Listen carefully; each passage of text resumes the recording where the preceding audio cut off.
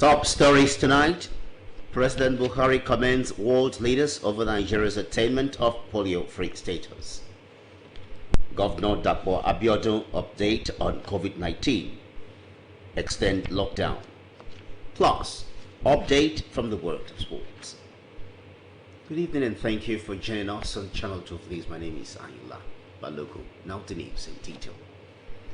President Muhammadu Buhari has written world leaders and partners to appreciate their support towards helping Nigeria attain a wild polio virus WPV-free status, pledging that his administration will sustain the momentum and strengthen the primary healthcare system.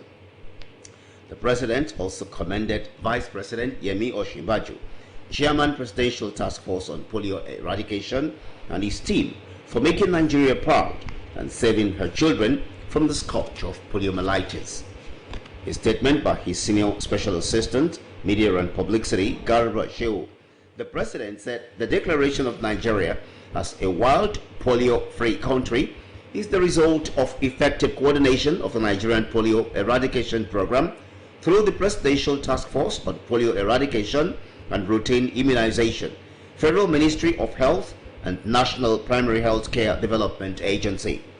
The president also wrote a separate letter to German Chancellor Angela Merkel, thanking the European country for decades of financial support to Polio Eradication Initiative (PEI) program in Nigeria through KFW. He thanked traditional and religious leaders who, through their leadership, built community trust for the polio program, thereby increasing acceptance and ensuring all eligible children are reached with the polio vaccine. Specifically, he wrote Alhaji Muhammad Sahad III, Sultan of Sokoto, the leadership of Jamaatul Nasir Islam (JNI), and the President, Christian Association of Nigeria (CAN). The President also wrote separate letters of appreciation to Bill Gates, the European Union, Dr. Tedros Adhanom Ghebreyesus, Director General, World Health Organization, Dr. Robert R. Redfield, Director, U.S. Center for Disease Control and Prevention, Dr. Henrietta Fore, Executive Director, United Nations Children's Fund, David Malpass, President, World Bank Group, and John Bassa, Acting Administrator, United States Agency for International Development.